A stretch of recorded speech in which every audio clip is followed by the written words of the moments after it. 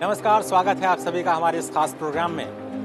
भारत को 2047 तक एक विकसित राष्ट्र बनाना है। उससे पहले भारत की अर्थव्यवस्था को $5 ट्रिलियन की अर्थव्यवस्था बनाना है।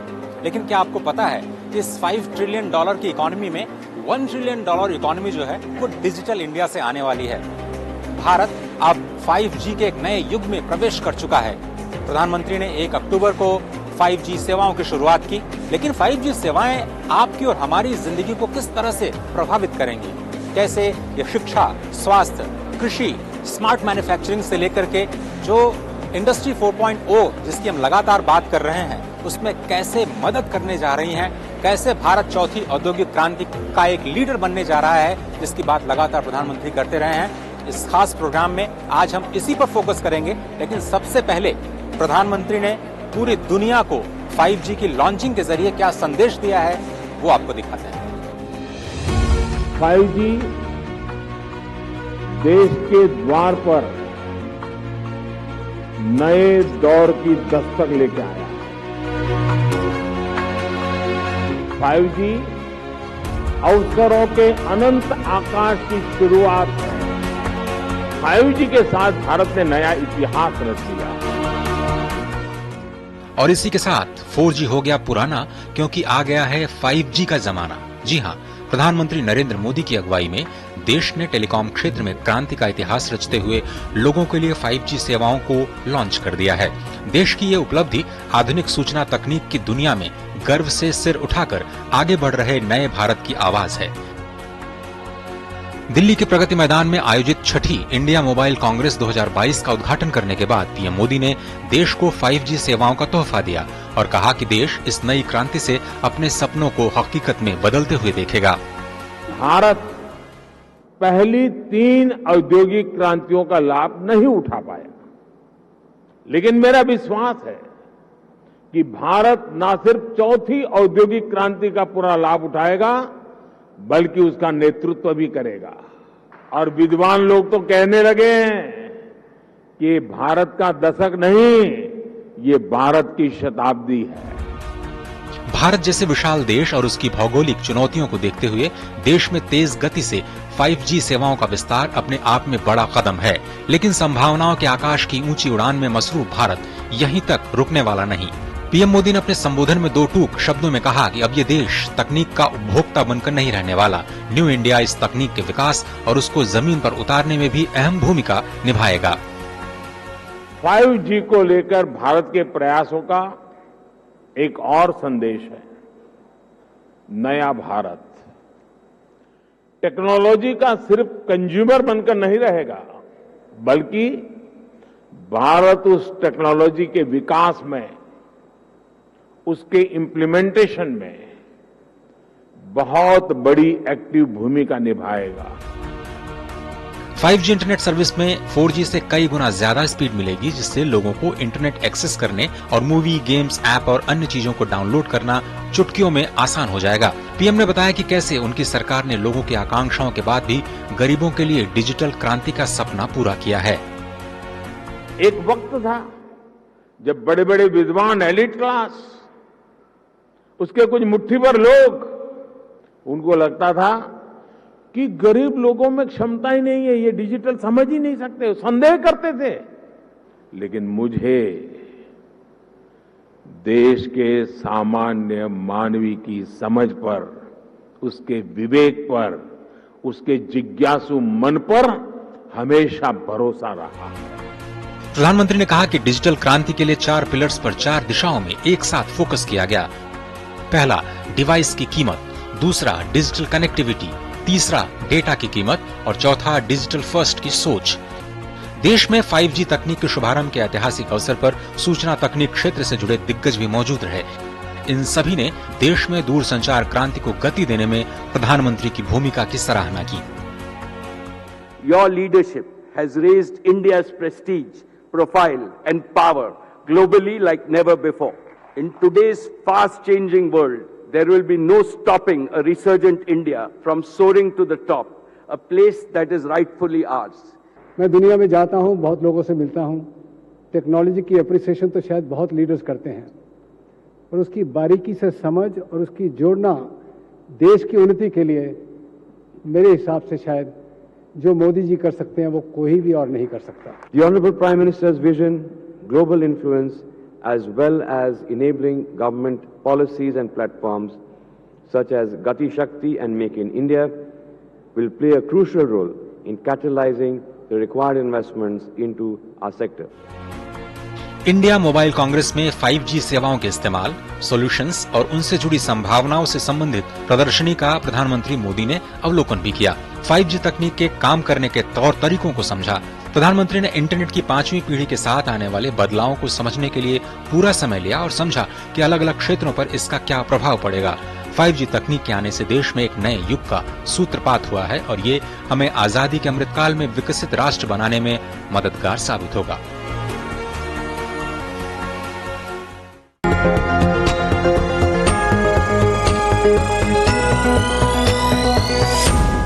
किसानों की आमदनी को बढ़ाने के लिए बहुत ज़रूरी है कि उनके वेस्टेज को कम किया जाए और यहीं पर 5G की जो टेक्नोलॉजी है स्मार्ट एग्रीकल्चर की वो काम आती है कि कैसे वेस्टेज को कम से कम किया जाए और किसानों को वो इन्फॉर्मेशन सही समय पर मिले जहां पर वो उचित फैसले ले पाएं। तो यहाँ पर कई सारे टेक्नोलॉजी पार्टनर से मिल करके ये जो पूरा का पूरा जो सोल्यूशन है वो उसका निर्माण किया है। और अगर आप समझना चाहें इस पूरे स्मार्ट एग्रीकल्चर सिस्टम को, तो ये बताता है किसानों को कि आपके सॉइल की हेल्थ कैसी है, आपके सॉइल का टेम्परेचर कैसा है, आपके सॉइल के मॉइस्चर कंटेंट कितना है, आपको कब वहाँ पर पानी देने की ज़रूरत है, जिसे आप स्मार्ट इरिगेशन का नाम दे सकते हैं। साथ ही साथ अगर आपके पौधों की सेहत उतनी अच्छी नहीं है या फिर उसमें कुछ समस्या आ रही है तो आप कैसे पेस्टिसाइड्स का छिड़काव कर सकते हैं। तो कैमरेज के माध्यम से, AI के माध्यम से ये पता लगाने की कोशिश की जा रही है कि जो एग्रीकल्चर है उसकी हेल्थ है कैसी। तो पूरे एग्रीकल्चर सेक्टर की जो हेल्थ है उसकी एक एनालिटिक्स को समझने के लिए 5G काफ़ी मदद कर सकता है। लेकिन अभी एक बहुत ही नेसेंट स्टेज में है, अभी बहुत सारे कोलैबोरेशंस की ज़रूरत है। आपको जो R&D सेंटर्स हैं उनकी ज़रूरत पड़ेगी, जो यूनिवर्सिटीज़ हैं उनके साथ काम करने की ज़रूरत पड़ेगी, आपको ज़रूरत पड़ेगी सरकार के साथ काम करने के लिए कि कैसे इस पूरे सोल्यूशन को सब्सिडाइज करने की कोशिश की जाए। लेकिन इसका भविष्य बहुत ही उज्जवल है और अगर बाद में आगे चल करके जो FPOs हैं, फार्मर प्रोड्यूसर ऑर्गेनाइजेशंस हैं, जो बड़े स्तर पर कॉन्ट्रैक्ट फार्मिंग जैसे प्रोजेक्ट्स को इम्प्लीमेंट मान लीजिए करना चाहती हैं, तो फिर ऐसे 5G सोल्यूशंस उनके लिए बहुत ही बेहतरीन साबित हो सकते हैं। तो ऑब्वियसली जो आने वाला ज़माना है वो हाई यील्डिंग वैरायटी का है। फार्मर्स को कैसे प्रोत्साहित किया जाए, स्मार्ट एग्रीकल्चर के लिए कैसे ड्रोन्स का इस्तेमाल किया जाए, उस पर लगातार फोकस सरकार कर रही है। और आर्टिफिशियल इंटेलिजेंस का इस्तेमाल करते हुए कैसे किसानों को सही वक्त पर सही फैसले लेने के लिए मदद की जाए, वही 5G की पूरी कहानी स्मार्ट एग्रीकल्चर की है।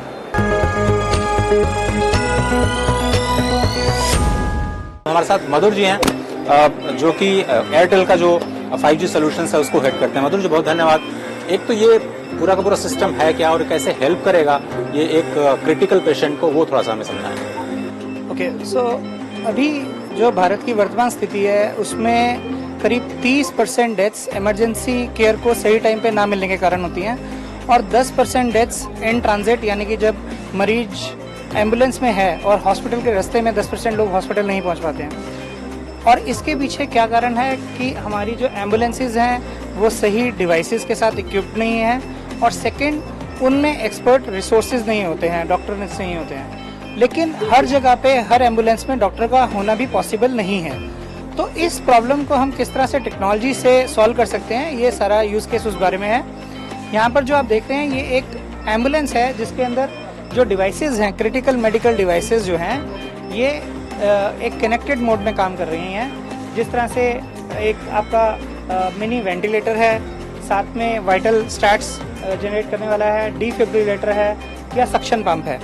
ये सब डिवाइसेस इमरजेंसी की सिचुएशन में रिक्वायर्ड होती हैं और ये सब डिवाइसेस हमारे 5G के राउटर के साथ कनेक्टेड है। इसके साथ साथ इसमें 2 कैमरास लगे हुए हैं, एक कैमरा यहाँ पर और एक कैमरा इस जगह पर। ये दोनों कैमरास इस एम्बुलेंस को हॉस्पिटल के साथ कनेक्टेड रखती हैं। दूसरी साइड पर एक डॉक्टर साहब होते हैं, उनको ये पूरा व्यू नज़र आ रहा होता है और वो जो इस एम्बुलेंस में प्राइमरी हेल्थ केयर पर्सन मौजूद होता है, उसको गाइड कर सकते हैं कि पेशेंट को किस तरह से लिटाना है, किस तरह से वाइटल स्टैट्स के बेसिस पे उनको इंजेक्शन देना है या CPR देना है या फिर वेंटिलेटर के पैरामीटर्स को चेंज करना है। जिस गोल्डन आवर की आपने बात करी, वो golden hour first 60 minutes of emergency है। अगर उसमें ये क्रिटिकल केयर पेशेंट को मिल जाए, both in terms of equipment और दूसरा experts advice, expert doctor to help the primary health care person, उनके सर्वाइवल का चांस बहुत ज्यादा बढ़ जाता है। अब शहरों में जो हेल्थ केयर की समस्या है वो उतनी नहीं रह गई है। वर्ल्ड क्लास की हेल्थ केयर फैसिलिटीज अब भारत में मिलने लगी हैं, लेकिन गांव में और कस्बों में अभी भी हेल्थ केयर को लेकर के काफ़ी सारी समस्याएं हैं। गोल्डन आवर में लोगों को पहुंचा पाना एक बड़ी समस्या है, और ऐसे में क्या हमारे पास कोई सोल्यूशन है? क्या कोई स्टार्टअप सोल्यूशन दे सकता है इस बड़ी समस्या का? 5G इसमें कुछ मदद कर सकता है? विंग कमांडर लावण्यान जी हमारे साथ हैं। सर, ये शुरुआत कैसे की आपने और किस तरह से ये देखा कि ये छोटा सा जो एम्बुलेंस है वो कैसे गांव की तस्वीर बदल सकता है? नमस्कार। आपने जो कहा बिल्कुल ठीक है, शहरों में सब कुछ मिलता है, लेकिन हमारे गांव वालों का क्या होगा? हमारे गांव में करीब 900 मिलियन लोग रहते हैं, और ये जो लोग हैं इनके पास हेल्थ केयर बहुत ही कम है। अब आप तो एक्सीडेंट्स की बात कर रहे थे, हम तो कहते हैं कि एम्बुलेंस की जरूरत तब पड़ेगी जब अगर हम उनको तकलीफ हुआ, पर तकलीफ से अगर हम बचा सकते हैं डेली केयर के साथ, प्राइमरी केयर के साथ क्लिनिक रख के, तब बहुत फर्क पड़ सकता है और उनका चांसेस ऑफ सीरियस डिजीजेस नहीं होगा। तो आपने ये क्लिनिक पूरे इसी छोटे से वैन में बना दी है? हाँ जी, तो हमने यही किया है कि इसको एम्बुपॉड रूरल हेल्थ केयर सिस्टम कहते हैं। ये 3-in-1 है। इसमें क्लिनिक भी है, जो चलता फिरता क्लिनिक है, भागता है हर गांव में, और एक क्लिनिक जो है 8 गांवों को रोज का ट्रीटमेंट दे सकता है। इसमें एम्बुलेंस भी है, अगर इमरजेंसी हुआ तो ट्रीटमेंट के लिए ले जाएगा अस्पताल, और टेलीमेडिसिन है। अब ये टेलीमेडिसिन क्या खास चीज है, आपको तो पता है कि एक डॉक्टर साहब शहर में बैठे हुए हैं, वो गांव नहीं आने चाहते, लेकिन टेलीमेडिसिन के माध्यम से वो टीवी के थ्रू अपना 5G एयरटेल के माध्यम से एकदम क्रिस्टल क्लियर जो है गांव में आ सकते हैं, और पेशेंट को लगेगा कि डॉक्टर साहब उनके आगे ही बैठे हुए हैं। इससे बहुत फर्क पड़ता है, डॉक्टर उनको डायग्नोज भी कर सकते हैं। प्लस आप देखेंगे इसके अंदर कि बहुत से यहाँ पे हमारे पास आधुनिक मतलब इक्विपमेंट है, और ऐसे इक्विपमेंट है जो आपने कभी देखा भी नहीं होगा। जैसा सोचिए, ये एक ECG मशीन है, इतना छोटा लेकिन पूरा 12 लीड वाला एग्जैक्टली स्टैंडर्ड्स वाला इक्विपमेंट है। उसी तरीके से देखिए इलेक्ट्रॉनिक स्टेथोस्कोप, ये आविष्कार जो है इसको आप छाती पे रखिए, यहाँ पे गांव में डॉक्टर साहब जो है शहर में उसकी आवाज सुन पाएंगे। ये सब मेक इन इंडिया। तो ये इसका ब्यूटी यही है कि हम चाहते हैं सब कुछ इंडिया में बने, हमारा देश जो है सब कुछ अपने अंदर बनाए, और हम उस कोशिश में लगे हुए हैं कि इंडिजिनाइज करें। ये काफी इंडिया में बन चुके हैं, कुछ और हैं जो अभी होना है, लेकिन हम उस रास्ते पे चल पड़े हैं। तो अब थोड़ा कॉस्टिंग की बात करें। अगर हम समझना चाहें एक गांव पे कितनी कॉस्ट आएगी, ये थोड़ा गाड़ी की कॉस्ट मुझे बताइए, कैसे हम माने कि ये वाकई अफोर्डेबल हेल्थ केयर सोल्यूशन देने जा रहे हैं? ये आपका बहुत ही इम्पोर्टेंट क्वेश्चन है, और हमने फोकस किया कि ये अफोर्डेबल होना चाहिए। अब देखिए, एक गाड़ी 8 गाँव को कवर कर सकता है, और ये पूरा गाड़ी, पूरा सिस्टम, सारा इक्विपमेंट सब मिला के, medical, IT equipment, hardware, software सब मिला के सिर्फ एक मारुति जितना रेट है, यानी कि करीब 7.5 लाख का है। अब उसको डिवाइड कीजिए 8 गांवों से, एक गांव को लाख तक भी देने की जरूरत नहीं है। चलिए, वो तो हो गया सेटअप कॉस्ट। फिर चलते चलते कितना पैसा लगता है? कुछ भी नहीं, करीब 45-55,000 पर मंथ लगता है 8 गांवों के लिए। तो अगर आप एक गांव के नजरिए से देखें तो क्या 5-6 हजार पर मंथ? आदमी है, गाड़ी है, सब कुछ है। ऑफ कोर्स दवाइयों के लिए जो खर्च होता है वो तो होगा, इन्वेस्टिगेशन सबके लिए खर्च तो जो होगा तो होगा। पर आप देखिए, इसका ब्यूटी है कि जब डॉक्टर साहब प्रिस्क्रिप्शन लिखते हैं, दिल्ली में बैठे हुए, बेंगलोर में बैठे हुए, कहीं से भी, वो उसी गांव में जो प्रिस्क्रिप्शन आता है, ई-प्रिस्क्रिप्शन जो लीगल है गवर्नमेंट का, उसको देख के हमारा जो यहाँ लोकल मेडिकल डॉक्टर्स असिस्टेंट है, वो यहीं से दवा निकाल के पेशेंट के हाथ में दे देंगे। ब्लड टेस्ट कराना है, यहीं से ब्लड टेस्ट कराएंगे, यानी कि पूरे एकदम इंडिपेंडेंट हो जाएंगे हमारे विलेजेस। उनको 70% केसेस को करीब सिटी जाने की जरूरत ही नहीं है, और अगर वो फिट रहे हैं तो उनके पूरे फैमिली के लिए खुशहाली है। इंडस्ट्री 4.0 या फिर कहें चौथी औद्योगिक क्रांति में रोबोटिक्स का एक अहम रोल होने जा रहा है, लेकिन रोबोटिक्स या फिर इंडस्ट्री 4.0 में 5G की क्या जरूरत है, समझने के हमारे साथ है एरिक्सन के मधुकर। बहुत धन्यवाद। ये पीछे पूरा सेटअप जो लग रहा है, 5G एक्चुअली कर क्या रहा है? 5G इसमें बहुत जरूरी है क्योंकि यहाँ पर हम कर रहे हैं स्मार्ट मैन्युफैक्चरिंग। यहाँ पर हम देख रहे हैं कि रोबोट्स कैसे मिलके अच्छी मैन्युफैक्चरिंग कर सकते हैं। यहाँ पर हमारे पास 2 रोबोट्स हैं। एक ये AGV है जो कि एक जगह से दूसरी जगह के ऊपर सामान लेके जा रहा है। यहाँ पर हम सेमीकंडक्टर्स का यूज केस दिखा रहे हैं जहाँ पर PCB वो लेके गया है और दूसरी तरफ हमारा दूसरा रोबोट उस सामान को वहाँ से उठाता है और उसके बाद 2 मशीन्स में लेके जाता है। पहली ICT टेस्टिंग मशीन जहाँ पर वो मशीन की इंटेग्रिटी को टेस्ट करता है कि कनेक्शन ठीक है या नहीं। दूसरी मशीन में वो टेस्ट करता है कि क्या वो मशीन क्या बोर्ड ठीक से चल रहा है या नहीं। और उस टेस्टिंग के बाद जब वो दोनों पास हो जाते हैं वो वापस इस मशीन पे डालता है AGV पे, जब वो वापस लेके आती है। ये पूरा प्रोसेस जो है ये आज की डेट के अंदर इंसान करते हैं, ये मटेरियल लेके जाते हैं, लेकिन इसमें हमने पूरा ऑटोमेट कर दिया है जिसकी वजह से कोई मैनुअल इंटरवेंशन की जरूरत नहीं है, कोई एरर का स्कोप नहीं है। इन चीजों के अंदर बहुत प्रिसाइज पोजीशनिंग चाहिए होती है जो 5G के द्वारा हमें मिलती है। तो भारत भी अब उन चुनिंदा देशों में शामिल हो गया जहां and to and 5G solutions हैं। प्रधानमंत्री खुद स्टॉल में आए और उन्होंने यहाँ पर जो स्पेसिफिकली यहाँ पे हम पीछे देख रहे हैं कि उन्होंने एक कार ड्राइव किया, तो इसका यूज केस क्या है अगर हम आपसे समझना चाहें तो? ये यूज केस बहुत इंपॉर्टेंट है क्योंकि यहाँ पर हमने केवल दिखाया तो सिर्फ ये है कि एक कार कैसे चलाई हमने स्वीडन की यहाँ से एरिक्सन बूथ से, लेकिन इसके कई एप्लीकेशंस हो सकते हैं। जैसे कि अगर पब्लिक सेफ्टी या डिजास्टर मैनेजमेंट वाली सिनेरियो में है, कहीं पे न्यूक्लियर एक्सप्लोजन हो जाता है या फिर कहीं पे कोई एक्सीडेंट हो जाता है जहाँ पर आप लोगों को नहीं भेज सकते, वहाँ पर ये व्हीकल जाकर उसको कवर कर सकता है और देख सकता है कि वहाँ पे कैसी सिचुएशन है। और खास तौर से अगर वहाँ पर अगर माइंस जैसी जगहों के ऊपर जाना है जहाँ पे किसी के लिए जाना मुश्किल है, वहाँ पर ये व्हीकल जाकर देख सकता है कि वहाँ पर कैसी सिचुएशन है और इसके द्वारा हम अच्छे से देख सकते हैं कि हमें क्या एक्शन लेना है। ड्रोन्स के अंदर भी एक टेक्नोलॉजी यूजफुल है। सो 5G के थ्रू हम बेसिकली ये देख रहे हैं कि कैसे हम रियल टाइम हमें एक्सेस मिलता है, वहाँ उन जगह का क्लियर विजन मिलता है और अकॉर्डिंगली हम उसके अकॉर्डिंगली करेक्टिव एक्शंस ले सकते हैं। हेल्थ सेक्टर में स्टार्टअप्स की भी बहुत बड़ी भूमिका होने जा रही है एक तरह से 5G के इस्तेमाल में, और एक ऐसे स्टार्टअप हमारे साथ हैं आत्मन। ये जो आयुष्मान भारत मैं देख रहा हूँ सुपर सिटिकल्स नाम की कोई चीज़ आपने बनाई, थोड़ा सा बताइए ये है क्या? इसको स्कैन बोलते हैं। इसमें 90 से ज़्यादा हेल्थ पैरामीटर्स इंस्टेंटली चेक हो जाते हैं जिसमें कि आपका सिर्फ एक सिंगल ड्रॉप ऑफ ब्लड लगता है पर पैरामीटर। अगर हम लोग बात करें आपके HbA1c की, lipid profile, cardiac taste like HSCRP, CRP etcetera, इसमें सब हो जाता है। हम लोग को केवल एक सिंगल ड्रॉप ऑफ खून लगता है एंड आपका जितना भी रिपोर्ट्स हैं वो आपका 30 सेकंड से लेकर 10 मिनट के अंदर अंदर आपको मिल जाएंगे। तो आपके क्लाइंटेल कौन है, आप किसको टारगेट कर रहे हैं, कहाँ पर आप डिप्लॉय करने का सोच रहे हैं? सर हम लोगों ने जून में ही रिसर्च और सर्टिफिकेशन खत्म करी है। हमारा जो मेजर क्लाइंटेल है दैट इज गवर्नमेंट। हम लोग का जो फर्स्ट टारगेट है that is CHCs and PHCs। हम लोग बेसिकली रूरल हेल्थ को रिवैम्प करना चाहते हैं। What I do as a company is I'm a 8 to 10 year old company primarily working on the wireless products. When I started my journey in this company, we started on a 4G LTE solutions where we have complete end-to-end solution that includes the base station, the core network which is EPC, and at the same time we have the network management system NMS to manage the both base station and the EPC. देखिए ये जो hardware का जो journey है हमें पिछले 9 साल से हम काम कर रहे हैं।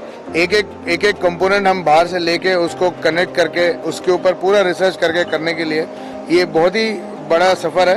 तो हम इस सफ़र में अभी तक यहाँ तक पहुँच गए हैं कि हम लोग मोबाइल फ़ोन बनाना सीख चुके हैं और अब हम मोबाइल फ़ोन अपना बना रहे हैं ऑप्टिमस राइनो। तो ये है हमारी कहानी। फ़ोन का असली काम है कि वो आपको एजुकेशन दे और फ़ोन में इतना पावर है आजकल के 8 GB रैम होता है जो कि आपके लैपटॉप में ही होता है। तो ये फ़ोन जो है एक कंप्यूटर है और फ़ोन को कंप्यूटर की तरह यूज़ करने के लिए हमने एक इस तरह का डिवाइस बनाया है। इसको कहते हैं वामन, जो कि वामन अवतार है, जो कि छोटा है।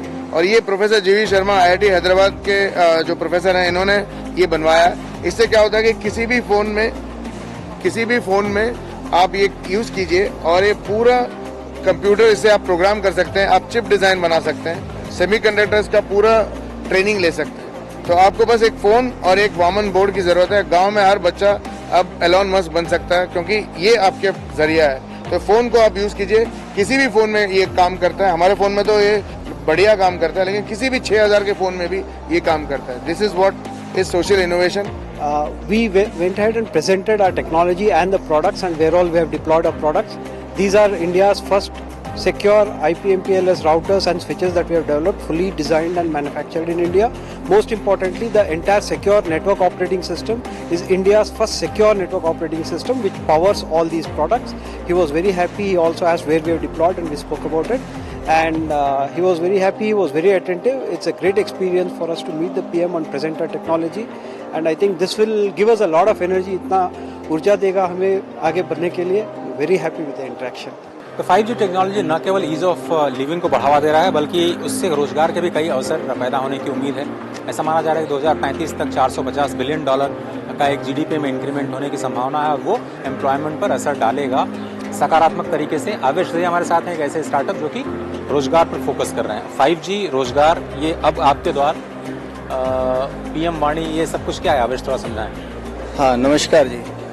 PM वाणी एक प्रधानमंत्री की योजना है, prime minister wifi access network interface. इस योजना के तहत पूरे हिंदुस्तान में एक वाईफाई का सिस्टम तैयार किया जा रहा है। इस वाईफाई के सिस्टम से पूरे देश में एक सिंगल यूजर वाईफाई होगा, ठीक है। और इससे बहुत बड़ी एक उपलब्धि ये है कि हम बहुत बड़ा एक रोजगार स्थापित कर रहे हैं, मतलब गांव-गांव तक ये रोजगार फैलेगा।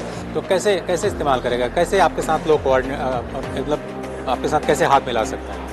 हाँ, तो इसमें जैसे हमारे पहले सभी हम जानते हैं कि टेलीकॉम को डिलीवर करने के लिए PCO बूथ लगते थे, तो इस PM वाणी योजना में PCO की जगह PDO हो गया है, पब्लिक डाटा ऑफिस। तो कोई भी एंटरप्रेन्योर या कोई भी छोटा उद्यमी इन्वेस्टर एक PDO ले सकता है और अपने क्षेत्र में उसको लगा सकता है। तो PDO लगाने से उसका रेवेन्यू जनरेशन होगा, मतलब कोई भी उसका वाईफाई से उसके PDO को कनेक्ट करेगा और उससे उसका डाटा वो सेल करेगा।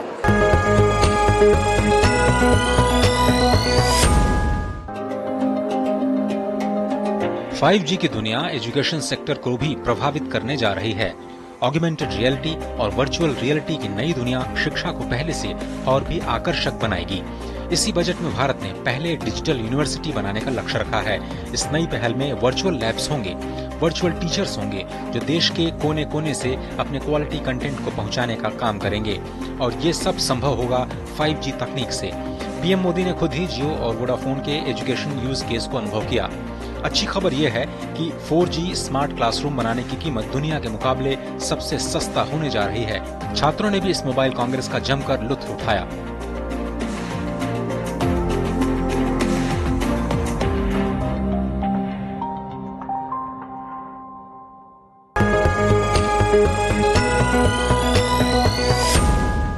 फाइव जी टेक्नोलॉजी को रोल आउट करने की जो शुरुआत है 2018 में ही हो चुकी थी और धीरे धीरे लोगों को पता भी नहीं चला कि C.DOT जो कि बहुत ही इंपॉर्टेंट एजेंसी है उसने किस तरह से ये जो डिजिटल इंडिया है, जो 5G रोल आउट है, उसका इस्तेमाल डिजास्टर मैनेजमेंट में किया। और अब हमारे साथ हैं C.DOT के पंकज कुमार दलेला जी, जो कि बताएंगे कि जो डिजास्टर मैनेजमेंट में कम्युनिकेशन सिस्टम है जिसको all India radio, Doordarshan news, बाकी सारे नेटवर्क्स पर इस्तेमाल किया जा रहा है, वो एग्जैक्टली है क्या और कैसे काम कर रहा है। तो सर, डिजास्टर मैनेजमेंट की बात है, आपने कहा कि टेलीविजन चलता रहेगा, मोबाइल चलता रहेगा और उस पर फ्लैश हो जाएगा, तो हमें बता सकते हैं ये कैसे हो रहा है? देखिए, ये एक international telecommunication union, international telecom union ITU standard के तहत ये हमने पूरा प्लेटफॉर्म बनाया है और ये प्रधानमंत्री जी के जो 10 पॉइंट विजन है उनका, उसी का पार्ट है। तो ये NDMA ने होम मिनिस्ट्री के थ्रू ये काम DOT ने नॉमिनेशन बेस पे C.DOT को दिया है और हमें बताते हुए बहुत गर्व का महसूस होता है कि ये ऑलरेडी हम पूरे इंडिया में 36 स्टेट में इसको लगा चुके हैं फेस 1, यानी मोबाइल के थ्रू हर सिटीजन इस प्लेटफॉर्म से जुड़ चुका है। सर, एक हमें आप डेमो दे सकते हैं कि किसी तरह का कोई भी मैसेज देना हो तो ये कैसे पॉपअप करेगा आपकी स्क्रीन पर? प्रधानमंत्री जी आए हैं, अगर आप देख रहे हैं तो एक टीवी मीडिया यहाँ लिखा है, public portal, radio, mobile, cell broadcast और ऑल मीडिया। हमने यहाँ पे रखा है C.DOT माननीय प्रधानमंत्री जी का हार्दिक स्वागत करता है हिंदी में। ये मैं डिसिमिनेट करता हूँ, ये मैंने बटन दबाया और जैसे ही मैंने बटन दबाया, देखिए ये आपके लैपटॉप पे पॉपअप आ गया, ये देखिए टेलीविजन पे आ गया, ये लाइव है, सैटेलाइट के थ्रू आया है यहाँ पर। ये लगा हुआ है, टेलीविजन पे आ गया, टेलीविजन का प्रोग्राम चल रहा है और ये देखिए आपके ये ऑल इंडिया रेडियो बंद हो गया, ये ऑल इंडिया रेडियो पे इमीडिएटली आ गया। और अब देखिए ये मोबाइल पे देखिए ये पॉपअप आ रहा है, मैंने बटन दबाया और कुछ ही सेकंड्स में ये सिटीजन्स के पास पहुंच गया। सभी नागरिकों के मोबाइल पे आ जाएगा ये? सभी नागरिकों के एसएमएस सर्विस शुरू हो गई है। सेल ब्रॉडकास्ट जो मैं डिमॉन्स्ट्रेट कर रहा हूं ये अभी एमटीएनएल के 3G के साथ हमने पीओसी किया है, लेकिन फेज 2 में हमको ये पूरे इंडिया में ये सारी डिमॉन्स्ट्रेट करना है। तो ऑल इंडिया रेडियो जो अभी मैं आपको बता रहा हूँ ये भी अभी हमने कुछ स्टेशंस में किया है, इंडियन रेलवेज कुछ स्टेशन में किया है। ये कोस्टल सायरन देखिए आपके सामने लगा हुआ है जो हमारे समुद्र की जो है हमारे 11 स्टेट्स जो जुड़ते हैं तो वहां पर जो होता है, क्योंकि अगर आप वहां जा रहे हैं तो आप अपना मोबाइल पे ध्यान नहीं देंगे, लेकिन वहां पे आपको ये सायरन जरूर सुनाई दे जाएगा तो आपको पता चल जाएगा आपदा आने वाली है। ये जो आपकी डिजास्टर की न्यूज है ये आदमियों को खोज खोज के उनके पीछे जाती है, आपके मोबाइल पे बसती है। मोबाइल अगर साइलेंट है तो भी घंटी बजेगी। इसकी विशेषता यह है आपने मोबाइल साइलेंट पे रखा हुआ है, रात को सो रहे हैं या मीटिंग में हैं और आपदा में घंटी तब भी अपने आप बजेगी। और यानी कि आपको मजबूरी हो जाएगी कि उठा के देखें कि साहब वो मैसेज क्या है। अगर आप मोबाइल से दूर भी हैं तो सायरन बजेगा, टेलीविजन बजेगा और रेडियो बजेगा। अगर आप गाड़ी में ड्राइव कर रहे हैं आपका एफएम चल रहा है तो वो रुक जाएगा और जैसा अभी आपने देखा वो आपको मैसेज मिलेगा। 5G अब आपको कैसे मदद करेगा और आप नेक्स्ट फेज में आप किसके साथ टाई अप करने जा रहे हैं? अभी तो आपने कहा केवल एमटीएनएल के ऊपर ये सुविधा है, क्या हम माने कि आम आदमी को मोबाइल पे ये सुविधा कुछ सालों में मिलनी शुरू हो जाएगी? जी हाँ, इसका डेडलाइन जो है हमको हर हालत में इसको मार्च 24 में ये पूरा प्रोजेक्ट कंप्लीट करना है। दिसंबर 23 तक हम ये हमारा टारगेट है कि पैन इंडिया में सारी सुविधाएं पूरे देशवासियों को मिल जाएं। और हम बहुत तेजी से दिन रात हमारे सीडॉट के साइंटिस्ट इस पे काम कर रहे हैं, इंजीनियर लगे हुए हैं और फेज 1 हमने सक्सेसफुल दे दिया है पैन इंडिया और ये भी हो जाएगा। मैम ये रोबोटिक्स पर आधारित जो अभी ये पूरा का पूरा प्रोजेक्ट है वो थोड़ा सा बताएं, आप लोग कैसे रोल आउट कर रहे हैं IIT के साथ कोलैबोरेट करके? CDOT and IIT, we have signed a MOU recently and in that we are working this area of robotics में हम उनके साथ काम कर रहे हैं। तो इसमें हमारे पास ये एक ग्लव है जिससे कि हम रिमोटली किसी भी चीज को, किसी रोबोटिक आर्म को ऑपरेट कर सकते हैं, दूर से रिमोटली कर सकते हैं। तो ये फ्यूचर में इस टाइप की चीजें आएंगी जहाँ पे लोग अपने घर में बैठ के चीजों को ऑपरेट कर पाएंगे या फिर जैसे डॉक्टर्स जो है वो दूर बैठ के भी लोगों के ऑपरेशन कर पाएंगे। तो ये टेक्नोलॉजी हम इसमें अभी